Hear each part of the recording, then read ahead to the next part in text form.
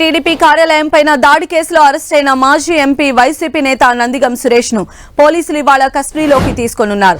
2 రోజుల పాటు ఆయన్ను విచారించనున్నారు. కేసుకు సంబంధించి మరిన్ని కీలక అంశాలు రాబట్టేందుకు నందిగం సురేష్ ను కస్టడీలోకి తీసుకోనున్నారు. ఈ కేసులో దేవినేని అవినాష్, జోగి రమేష్, లేళ్ల అప్పిరెడ్డి, తలసిల రఘురాంలను ఇప్పటికే పోలీసులు విచారించారు. వైసీపీ నేతలు దాడి చేసినట్లు తమ దగ్గర ఖచ్చితమైన ఆధారాలు ఉన్నాయని పోలీసులు చెబుతున్నారు.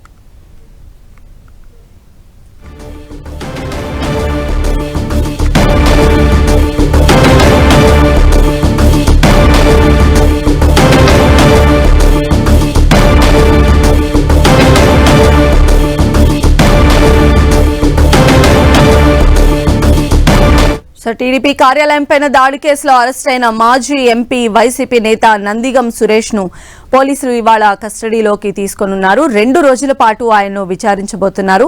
ఈ కేసుకు సంబంధించి మరిన్ని కీలక అంశాలు నందిగం సురేష్ నుంచి రాబట్టేందుకు పోలీసులు కస్టడీలోకి ఆయన తీసుకోబోతున్నారు. ఈ కేసులో ఇప్పటికే దేవినేని అవినాష్, జోగి రమేష్, లేళ్ల అప్పిరెడ్డి, తలసిల రఘురాంలను పోలీసులు విచారించారు.